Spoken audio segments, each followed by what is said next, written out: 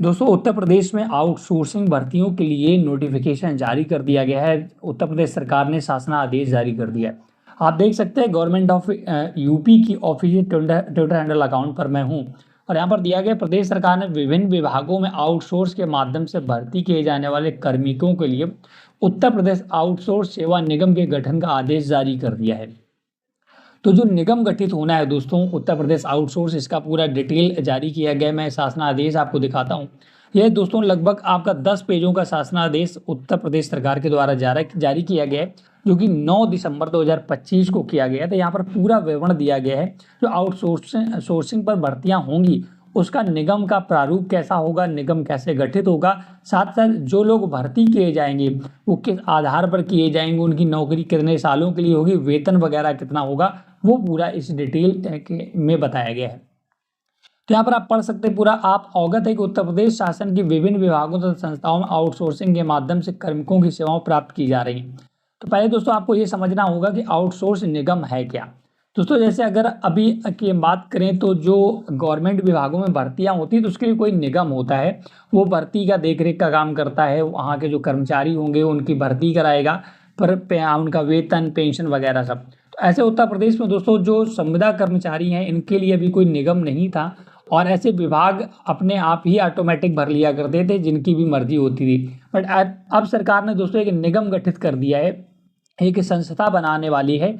उस संस्था के थ्रू ही आउटसोर्सिंग में भर्तियां होंगी, वो सारी देखरेख करेगी। जिनकी भी भर्तियां होनी है उन्हें वेतन कब तक दिया जाना है, उनको जो जो सुविधाएं सरकार देगी वो सारा उसके लिए एक निगम बन रहा है। वो निगम ही अध्यक्षता करेगा। वो निगम पूरे उत्तर प्रदेश में देखेगा कि आउटकर्मी जो विभाग के कर्मचारी हैं उनको कब भर्ती करना है, किनको बाहर करना वगैरह पूरा मैनेज करेगा वो निगम। उसी की अध्यक्षता के लिए पूरा एक बोर्ड बनाया जा रहा है। तो वो तो हो गया निगम। दोस्तों अब बात करते हैं निगम कैसे बनेगा। देख सकते हैं पूरा डिटेल यहाँ पर दिया गया है, लेकिन जो नियम होंगे, नियम देख सकते हैं। विभाग द्वारा कार्मिकों की मांग को निगम द्वारा आउटसोर्सिंग एजेंसी के माध्यम से विभाग को सेवा प्रदान कराया जाना है। आउटसोर्सिंग एजेंसियों से कर्मियों को प्रत्येक माह की 1 तारीख से 5 तारीख तक पारिश्रमिक उपलब्ध कराया जाना। मतलब जो निगम बनेगा और जो भर्ती होएंगे उसके थ्रू तो उनकी जो तनख्वाह होगी, जो वेतन होगा 1 से 5 तारीख के बीच में देना अनिवार्य होगा। वहीं कार्मिकों को ईपीएफ और ईसीआई के खाते खुलवाकर उनमें जो धनराशि है उनके खाते में जमा कराया जाया करेगा। कर्मियों की कार्य क्षमता दक्षता बढ़ाने हेतु समय पर प्रशिक्षण दिया जाएगा। एससी, एसटी, ओबीसी व दिव्यांगजन महिलाओं, ईडब्ल्यू, स्वतंत्रता संग्राम सेनानियों के आश्रय तथा भूतपूर्व सैनिकों इत्यादि को नियमानुसार आरक्षण भी मिलेगा। मतलब दोस्तों अभी क्या होता है, संविदा कर्मचारी में अगर किसी ऑफिस में 4 वैकेंसी निकलती थी तो वहाँ के जो अधिकारी होते वो तो ऑटोमेटिक उनके भर्ती कर लेते थे। कोई वहाँ पर ना तो नियमावली होती थी, जिनको वो चाहते थे उनको भर्ती कर लेते थे। बट अब ऐसा नहीं होगा। अब प्रॉपर आरक्षण मिलेगा, उसकी वैकेंसी आया करेगी, लिखित एग्जाम हुआ करेगा। तो ये सारा और उनका पैसा है, उनकी तनख्वाह वो 1 से 5 तारीख के बीच आया करेगी। ईपीएफ, पीएफ वगैरह ये सब कटेगा और जो श्रमिकों को या लेबरों को सुविधाएं मिलती वो सारी मिला करेगी। इसीलिए पूरा निगम ये गठित किया जा रहा है, वो यहाँ पर बताया गया। आउटसोर्स एजेंसी का चयन एवं एम्पैनलमेंट, जो आउटसोर्स एजेंसी होगी उसका भी चयन दोस्तों किया जाएगा। तो आउटसोर्सिंग एजेंसियों का चयन निगम द्वारा जेम पोर्टल के माध्यम से न्यूनतम 3 वर्ष अथवा कार्य आवश्यकता की समाप्ति तक जो पहले हो तक के लिए एम्पैनलमेंट किया जाएगा। 3 वर्षों तक दोस्तों जो चयनकर्ता एजेंसी होगी उसका चयन किया जाएगा। अगर कोई ब्लैक लिस्ट हो जाती है एजेंसी तो उसको बाहर कर दिया जाएगा। आउटसोर्सिंग एजेंसी का दायित्व क्या होगा वो भी यहाँ पर बताया गया है। आउटसोर्सिंग कर्मियों की सेवाएं प्राप्त करने की प्रक्रिया क्या होगी वो पूरा डिटेल यहाँ पर बताया गया है। सेवाओं की प्राप्ति हेतु मापदंड भी रखे गए हैं कि कैसे किसी को यहाँ पर आउटसोर्स किया जाएगा, कैसे किसी की भर्ती की जाएगी। देखिए, निर्धारित योग्यता के अतिरिक्त अधिमानी योग्यता अधिकतम अंक 25 अंक दोस्तों उसमें दिया जाया करेंगे। जैसे किसी कोई वैकेंसी निकली किसी ऑफिस में, उसमें ग्रेजुएशन या बीएससी मांगा गया है, अगर उस व्यक्ति के पास बीएससी है तो 25 अंक उसको मिलेंगे। अगर कोई विधवा या तलाकशुदा महिला है तो उसको 10 अंक अतिरिक्त मिलेंगे। लिखित परीक्षा भी हुआ करेगी जो कि 50 अंकों की हुआ करेगी। अब 50 अंक में जितना अच्छा परफॉर्म करेंगे उस आधार पर मेरिट बनेगी।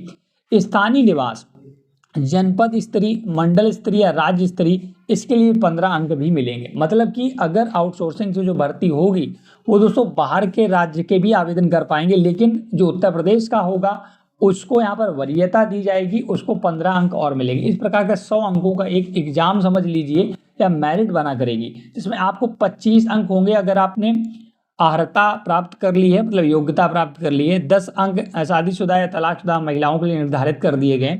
लिखित परीक्षा 50 अंकों की हुआ करेगी, और अगर आप उसी राज्य उसी जनपद से आते तो 15 अंक। इस प्रकार से 100 अंकों में आपकी मेरिट बना करेगी।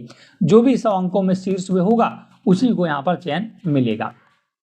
प्रत्येक मापदंडों हेतु स्वीकार अंकों को निर्धारित हेतु निम्नवत व्यवस्था होगी। अभी जो और भी अंक हैं वो सारे देखिए यहाँ पर दिए गए, किस प्रकार से अंक और निर्धारित किए जाएंगे। निगम का ऑर्गेनाइजेशन स्ट्रक्चर, जो निगम बनेगा दोस्तों उसका स्ट्रक्चर क्या होगा, उसमें सबसे पहले एक अध्यक्ष होगा, एक मुख्य सचिव होगा, सचिव महानिदेशक होगा, डायरेक्टर होगा, अपर मुख्य सचिव, प्रमुख सचिव सचिवालय प्रशासन विभाग, डायरेक्टर में अपर मुख्य सचिव और प्रमुख सचिव वित्त विभाग वगैरह। ये लगभग 4 मेंबर्स में हुआ करेंगे, इनके पद यहाँ पर डिसाइड किए गए हैं। डायरेक्टर वगैरह भी बनाए जाएंगे। बोर्ड ऑफ डायरेक्टर, बीओडी के कार्य का अधिकार, जो बोर्ड ऑफ डायरेक्टर होगा उसके कार्य वगैरह यहाँ पर दिए गए हैं। सलाहकार कमेटी की संरचना, जो कमेटी बनेगी उसमें जो सलाहकार होंगी उसकी दोस्तों यहाँ पर संरचना दी गई। जैसे महानिदेशक जो उसमें हुआ करेगा उसका एक पद होगा। कैडर पोस्ट होगी। पे लेवल 14, वेतन मैट्रिक 37,000 से 67,000 के बीच में। दोस्तों ये निगम की बात हो रही है, ये भी बच्चों की बात नहीं हो रही, निगम जो बनेगा ना भी उसकी बात हो रही। कार्यकारी निर्देशक दोस्तों से निगम में दो हुआ करेंगे, उनके लिए भी 15,000 से 39,000 का पेमेंट रखा गया है। जनरल मैनेजर जो होगा उसका लगभग 1 लाख रुपए वेतन यहाँ पर रखा गया है। मैनेजर जो होगा वो लगभग 40,000 रुपये पाया करेगा। ऐसे और भी बहुत सारे लोग हैं, जैसे डाटा एंट्री ऑपरेटर के लिए 40 पद होंगे, इसमें 25,000 इनकी तनख्वाह होगी। महानिदेशक के लिए सब पूरा देखिए डिटेल दिया गया है। जो निगम में चौकीदार होगा उसके लिए 20,000, स्वीपर है सफाई कर्मचारी होगा तो उसके लिए 20,000 वगैरह। अब इसके बाद आता है शासन निदेशक, नगर निगम, स्थानीय निकाय, प्राधिकरण एवं अन्य संस्थाओं की कमेटी।